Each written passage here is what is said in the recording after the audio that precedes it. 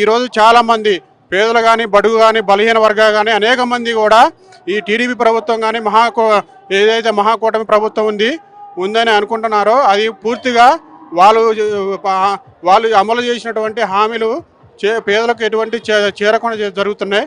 అదేవిధంగా వైఎస్ జగన్మోహన్ రెడ్డి గారు మళ్ళీ అధికారంలోకి రావాలని చెప్పేసి అనేక మంది పేదలు కానీ మహిళలు కానీ బడుగు బలహీన వర్గాలు కానీ మరి ఆంధ్రప్రదేశ్ రాష్ట్రం మళ్ళీ ఒక సువర్ణ అక్షరాలతో లిఖించబడుతుందని భవిష్యత్తులో కోరుకోబోతున్నాం. ఈ సందర్భంగా ఈ బర్త్డే వేడుకలు కూడా ఘనంగా ఈ not only Andhra Pradesh and Telangana all over world కూడా ఎన్ఆర్ఐలో కూడా ఘనంగా జరుపుకోవాలని చెప్పేసి విజ్ఞప్తి చేస్తున్నాం. Thank you. సూపర్ 6 వాళ్ళు పేరుకేనండి, వాళ్ళ మేనిఫెస్టోలు చెప్పినంత వరకే. ఇప్పుడు మీరు గ్రౌండ్ లెవెల్కి పోయినా కూడా ఎవరైనా పూర్ పీపుల్స్ అయితే అది గ్రౌండ్ స్థాయి వరకు ఎక్కడా కూడా చేరటం లేదు. మరి వైఎస్ రాజశేఖర రెడ్డి ఉన్నటువంటి సంక్షేమ పథకాలు కానీ మరి వైఎస్ జగన్మోహన్ రెడ్డి గారు అదే గారు కంటిన్యూ చేశారు. వాళ్ళు ఏదైతే మోసపూరిత హామీలు ఇచ్చి సూపర్ 6 అని చెప్పారో ఎలక్షన్ మేనిఫెస్టోలు ఉన్నా కూడా ఒక్కటి కూడా అమలు చేయడం లేదు. ఈ విధంగా అమలు చేయకపోతే వచ్చేసారి కూడా వైఎస్ జగన్ ప్రభుత్వం వస్తుందని చెప్పేసి వాళ్ళకి విజ్ఞప్తి చేస్తున్నాం. 6 నెలల్లో అదోగోచరంగా ఉంది. ఎందుకంటే చంద్రబాబు నాయుడు ఏవో హామీలు చాలా హామీలు చెప్పాడనమాట. ఇప్పుడు ఒక హామీ కూడా నెరవేర్చలేదు. అదే జగన్మోహన్ రెడ్డి ఉంటే హామీలన్నీ నెరవేరుస్తూ సంక్షేమ పాలన అందించేవాడని ఇప్పుడు జనాలందరూ అరే వీడికి ఎందుకు ఓటేసామని తలానెత్తి బాదుకొని ఏడుస్తూ ఉన్నారు. ఇప్పుడు మరి సూపర్ 6 అని చెప్పేసి స్కీమ్ పెట్టారు, దాని గురించి ఏమంటారు? మాయమాటలు చెప్పి గెలిచాడు.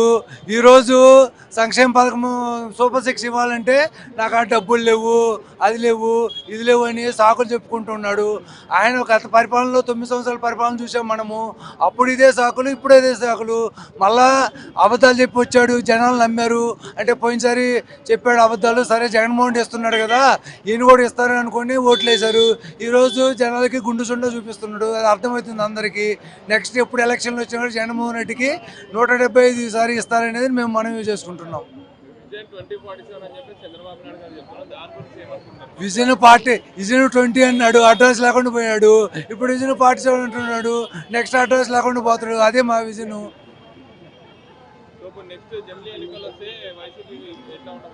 జమిలీ ఎలక్షన్లో ఈ రోజు ఎలక్షన్లు వచ్చినా, జమిలీ ఎలక్షన్లు వచ్చినా, ఎప్పుడు ఎలక్షన్ 2029 ఎలక్షన్లు వచ్చినా, ఎప్పుడు వచ్చినా కూడా వైఎస్ఆర్సీపీ భారీ మేయర్తో గెలుస్తుంది.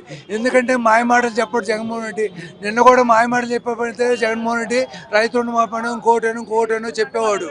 కానీ అలా చెప్పి మేము గెలవదలుచుకోలేదు. మేము ఏదైతే చెప్తాడో జగన్మోహన్ రెడ్డి అది చేసి చూపిస్తాడు. 5 సంవత్సరాల పరిపాలన చేసి చూపించాడు కాబట్టి చూపిస్తాడు కూడా. నెక్స్ట్ మొన్న చంద్రబాబు అంటే మాయమాటలు చెప్పాడు జగన్మోహన్ రెడ్డి కంటే అది ఇస్తాను ఇస్తాడేమో, ముసలోడు అయిపోయింది కదా, ఇప్పుడైనా జనాలకు మంచి చేస్తామని వేశారు. అది వస్తాయని ఇప్పుడు తెలిసిపోయింది జనాలందరికీ. 52వ జన్మదిన శుభాకాంక్షలు జగన్మోహన్ రెడ్డికి. నెక్స్ట్ టైం మళ్ళీ జగన్మోహన్ రెడ్డి సీఎంగా ఆంధ్ర రాష్ట్రాన్ని వెళ్తాడు, ఇది గ్యారంటీ. కూటమి పాలన ఎట్లుంది? ఇక్కడ 6 నెలలకు అవుతుంది. ఇప్పుడే ప్రజలు కష్టాలు పడుతున్నారు. ఇంకా ముందు చాలా కష్టాలు అనుభవిస్తారు. అనుభవించకూడదని అనుకుంటున్నాం మేము. ఇప్పుడైతే బావాల పాలన. జగన్ ప్రభుత్వం పాలన ఉన్నప్పుడు మంచిగా ఉండేనా?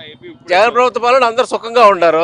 విద్యా దీవెన అవన్నీ వచ్చినాయి కదా, ఇప్పుడు ఏమి రావట్లేదు కదా, ఏమి రావట్లా. చూడాలి ఇంకా అప్పుడైనా. ఇప్పుడు 6 నెలలకు అవుతుంది, వెయిట్ చేయాలి. మనం కూడా తొందర పెట్టకూడదు, చూద్దాం. ఏం చెబుతాం ఆయన గురించి ఆయనకే తెలియదు. ఇంకా మనం ఏం చెబుతాం? చూడాలి, అన్ని వెయిట్ చేయాలి. అప్పుడే తొందరపడకూడదు మనం దేనికి. 6 నెలలకు అవుతుంది వాళ్ళు వచ్చి, నిదానం చూడడం. ఒకవేళ ఇప్పుడు జమిలీ ఎన్నికలు వస్తే కనుక ఏపీలో ఎట్లా మార్పులు ఉండబోతున్నాయి? 100% మార్పు వచ్చింది. జమిలీ ఎన్నికలతో 100% మార్పు వచ్చింది. ఆ మార్పు కూడా చూడాలి. జగనే అవుతాడు మళ్ళీ. అది పులివెందుల. నేను యాక్చువల్గా 1986లో జగన్మోహన్ రెడ్డి గారితో కాఫీ తాగాను ఒక ఇంట్లో. వాళ్ళ నాన్నగారు వాళ్ళందరూ మాకు బాగా తెలుసు. సో మా ఊరు మేము మొత్తం మా కుటుంబం అంతా ఆయన అభిమానులు. ఆయన మనస్ఫూర్తిగా ఊరుకుంటున్నాను అక్కడ రావాలి మళ్ళీ.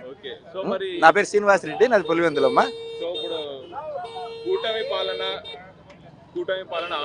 కూటమి పాలన ఫెయిల్యూర్, టోటల్ ఫెయిల్యూర్, అసంతృప్తి, టోటల్ ఫెయిల్యూరు. నేను హైదరాబాద్లో ఉన్నాను. నేను ఫెయిల్యూర్ అతను. ఫెయిల్యూర్ టోటల్ పాలన మొత్తం ఫెయిల్యూరు. వాళ్ళు గెలిచింది కూడా ఈవీఎంల వల్ల గెలిచారు, అందరికీ తెలుస్తుంది. మేనేజ్ చేశారు. జగన్ అయితే ఓడిపోలేదు. 40% ఓటు జగన్కే ఉన్నాయి కదా, ఉన్నాయి. అందువలన నెక్స్ట్ జగన్మోహన్ రెడ్డి వస్తాడు, రావాలని కోరుకుంటున్నా.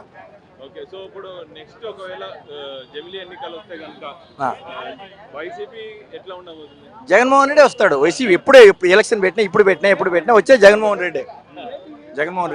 ఈ పోయినసారి 2024 ఏమైంది మరి? ఏమైంది, ఒకటి ఈవీఎంలు ఒకటి, తర్వాత వచ్చేసి ఇది తర్వాత 6 తర్వాత 10 వరకు వాళ్ళు దొంగ ఓట్లు వేసుకున్నారు అన్ని మొత్తం. ఈవీఎంలు మార్చేశారు. తర్వాత ఈవీఎంలు కరప్షన్ కూడా చేశారు, మానిటరింగ్ చేస్తారు. ఒకవేళ మళ్ళీ ఇప్పుడు జమిలీ ఎన్నికలు వస్తే మళ్ళీ అట్లాగే చేయరు, ఎందుకంటే ఈసారి కంపల్సరీ ఈసారి బ్యాలెటే చేస్తారని చెప్తున్నారు. ఆ ఛాన్స్ లేదు. ఈసారి జాగ్రత్త పడతాడు జగన్మోహన్ రెడ్డి, ఖచ్చితంగా గెలుస్తాడు. అసలు ప్రభుత్వ పాలన అనేది పడకేసింది. అన్నీ మాయమాటలు చెప్పారు. ఇప్పుడు వారెంట్లకు 10,000 ఇస్తామన్నారు, వాళ్ళకు ఉద్యోగాలు పోయినాయి. విలేజ్ సెక్రటరీలు కూడా ఆ ఉద్యోగాలు తీసి వాళ్ళని వాడుకుంటున్నారు. 6 గ్యారెంటీలు అన్నారు, 1 గ్యారెంటీ ఉడకలేదు. బస్సులు ఫ్రీ అన్నారు, బస్సులు లేదు. పీజీ రింబర్స్మెంట్ లేదు. ఎంప్లాయీస్కి 1వ తారీఖున జీతాలు అన్నారు లేదు. అవుట్ సోర్సింగ్ వాళ్ళను మొత్తం ఇంటికి పంపించాడు, కాంట్రాక్టర్లను ఇంటికి పంపించాడు. ఆ పరిపాలన మీద ప్రజలు ఎంత వ్యతిరేకంగా ఉన్నారంటే, అసలు భారతదేశంలో 6 నెలలకు వచ్చిన గవర్నమెంట్ పైన వ్యతిరేకం అనేది భారతదేశంలో ఎక్కడ జరగలేదు. ఈ 6 నెలలనే కూటమి చంద్రబాబు నాయుడు, పవన్ కళ్యాణ్ వీళ్ళు చేసిన తప్పుడు వాగ్దానాలతో, ఆ వాగ్దానాలతో రూలింగ్ వచ్చేసి, ఇంకొకటి కూడా వాళ్ళు ప్రజలు ఓట్లేసి గెలవలేదు, ఈఎంఐల పైన గెలిచారు. కాబట్టి మనం ప్రజలకు సేవలు చేయాల్సిన అవసరం లేదని వాళ్ళు ఆ విధంగా పరిపాలన చేస్తున్నారు. జమినీ ఎన్నికలు వస్తున్నాయన్నాడు, 2027 కానీ 2027 మార్చిలో ఫిబ్రవరిలో వస్తుంది. వాళ్ళని చేప చుట్టి బంగాళాఖాతంలో పడేయడం గ్యారెంటీ. ఆ ప్రజలైతే చాలా ఘోరంగా విప్లవమైనారు. జగన్మోహన్ రెడ్డి ఉన్నప్పుడు మంచి పథకాలు, పీజీ రింబర్స్మెంట్, పిల్లలకు స్కూల్, అసలు గవర్నమెంట్ స్కూల్ అనేది భారతదేశంలో ఎక్కడా చేయలేదు. వాళ్ళ డ్రెస్సు కానీ, వాళ్ళ బుక్కులు కానీ, వాళ్ళ మినో కానీ, వాళ్ళ ఫుడ్ కానీ ఈ విధంగా మంచి చేసినాడు. ప్రతి పేదవానికి ఆయన అకౌంట్లో డైరెక్ట్ డబ్బులు పడినాయి. కానీ అది ఆయన ప్రచారం చేసుకోలేక ఇబ్బంది పడినాడు తప్ప, ఎల్లో మీడియా అంతా లేనిపోని ప్రచారం చేసి గగ్గోలు పెట్టి ఇచ్చేసినాడు. అదే పవన్ కళ్యాణ్ గారు 32,000 మంది ఉమెన్స్ ఇదే ఏం చెప్పినాడు. మరి అదే డిప్యూటీ సీఎం గారు ఏ విధంగా ఆయన గురించి మరి ఈ 32,000 మంది తీసుకురాలేకపోతే తెలియదు. ఆ విధంగా పరిపాలన చేస్తున్నారు. కాబట్టి లోకేష్ అంటున్నారు, నా రెడ్ బుక్ని, ఇదే రెడ్ బుక్ మళ్ళీ 2029లో రిపీట్ అవుతుంది. ఆ రోజు జగన్మోహన్ రెడ్డి చెప్పినా కూడా ప్రజలు వినే పరిస్థితి లేరు. జగన్మోహన్ రెడ్డి చెప్పినా వినే పరిస్థితి లేదు. అదే రెడ్ బుక్ మళ్ళీ రిపీట్ అవుతుంది. కొంచెం చూసి జాగ్రత్తగా పరిపాలన చేసుకుంటే మంచిది. ఇప్పటికైనా ప్రతి సోషల్ మీడియా కార్యకర్తల మీద వాళ్ళు దాడులు చేసి ఇబ్బంది పెట్టి వాళ్ళని అరెస్ట్ చేస్తున్నాడు. ఎంత అనగదొక్కాలని వైఎస్ఆర్ అభిమానుల సోషల్ మీడియాలో అనగదొక్కాలని చూస్తే అంత వాళ్ళు గోడకు ఏ విధంగా బంతి కొడితే పైకి లేస్తారో ఆ విధంగా బంతికి పైకి లేస్తారని ప్రతి కార్యకర్త కాసుకొని ఉన్నారు. వాళ్ళ పరిపాలన అనేది చాలా దుర్మార్గంగా ఉంది. దాడులు చేయడము, విచారాలు చేయడము ఈ విధంగా చేస్తుంటే అది ఒక పరిపాలన అనే ప్రజలు ఎవరు అనుకోవడం లేదు. ఇంకొకటి ముఖ్యంగా చెప్తాడా, నారా చంద్రబాబు నాయుడు గారికి 75 ఏళ్ళ వయసు వచ్చింది. ఆయన మతిమరుపులో ఏం మాట్లాడుతున్నాడో ఆయనకు తెలియదు. అవుట్ సోర్సింగ్ కాంట్రాక్టర్లు మొత్తం ఉద్యోగాలు పెరికేసినాడు.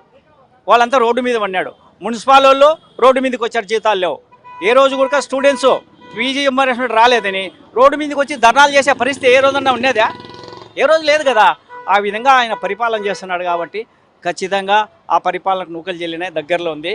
వాళ్లకు ఖచ్చితంగా అసలు ఆయన ఎందుకు నేను జగన్మోహన్ రెడ్డి 5 ఏళ్ళ పరిపాలన చేసింది మాటకు వచ్చే నేను 40 ఏళ్ళ రాజకీయ జీవితం ఉంటావు, మన 45 ఏళ్లలో జారికేసేవచ్చులో నువ్వేం చేయలేకపోతున్నావు. జగన్మోహన్ రెడ్డి అన్ని చూపించినాడు. చెప్పిన వాగ్దానం, ప్రతి వాగ్దానం ప్రజలకు నిలబెట్టాడు. కాకపోతే ఆయన ప్రజల దగ్గర ఇదే ప్రెస్ మీట్ ఈ విధంగా అప్పుడే కానీ ఆయన ప్రజల్లోకి వచ్చి ప్రెస్ మీట్ పెట్టి చేసిందంటే ఈ పరిస్థితి వచ్చేది కాదు. ఇంకొకటి, జగన్మోహన్ రెడ్డి గారు మీ టీవీ ఉండా నేను ఆయనకు ఒక రిక్వెస్ట్ చేస్తున్నా, మీరు ప్రజల్లో ఉండండి, ప్రతి నాయకుని కలవండి. మీ దగ్గర కొంతమంది చెంచాగిరి ఉన్నారు, వాళ్ళు కార్యకర్తల దగ్గర రానిలే, మీరు కార్యకర్తలు పట్టించుకోండి. ఇప్పటికైనా బ్రహ్మాండంగా ఉంటుంది. నిన్న కర్నూలుకు పోయినాడు, ఒక రిసెప్షన్ ఇసుకొచ్చే నేలకు రాలేదు. ఆ విధంగా ప్రజలు వస్తున్నాడు. కానీ ఆయన ఏం ఓడిపోలేదు. ఓన్లీ 3 కూటమిలు కలిసి ఈఎంఈలో మీటింగ్ చేసినాడు. కాబట్టి ఈఎంఈలు మోసంతోనే గెలిచాం. కాబట్టి 45% ఆయనకు ఓటు ఉంది. ఎక్కడ పబ్లిక్ ఏమి ఇది కాలేదు కదా. 2027 జనవరి కానీ ఫిబ్రవరిలో కానీ జరగదనుకుంటాం. లేదంటే 2029లో పబ్లిక్కి తెలిసిపోయింది నారా చంద్రబాబు నాయుడు అయినా మోసగాడని ప్రతి పబ్లిక్. ఇంకొకటి, నిన్నగాక మన ఆయన ఏమన్నాడు ఎలక్షన్లో ప్రచారంలో, నేను వస్తే ఎక్కడే కానీ విద్యుత్ ఛార్జీలు పెరగబడినాడు. మరి ఆయన వచ్చిన 6 నెలలకే ఈరోజు ప్రతి ఇంటికి ఒక 500 వచ్చే కరెంటు బిల్లు ఈరోజు 2000, 15,000 వస్తుంది. 2000 కానీ 3000 కానీ 5000 వస్తుంది. ఇదే ఈయన వచ్చి 15,000 బడ్జెట్ పబ్లిక్ పైన మోసాడు. నేను వచ్చే సంపదను పుట్టిస్తా అంటే ఏంటి, ఈయన సంపదను పుట్టించేది ఇదే ఇట్లా పబ్లిక్ పైన వచ్చేది. అసలు భారతదేశంలో 4 లైన్కు టోల్గేట్లు ఉంటాయి. ఈయన మనము లైఫ్ ట్యాక్స్ ప్రతి బండికి కడతాం, కారుకి కానీ ఆటోలకు కానీ. ఈయనేంది సింగిల్ రోడ్డు కూడా టోల్గేట్ వేస్తున్నారు. ఇది ప్రజలు ఏమన్నా ప్రజల మీద ఎంత దండయాత్ర చేస్తున్నారంటే ఆ దండయాత్రకు ప్రజలు అతి తొందరలోనే బుద్ధి చెప్పబోతున్నారు.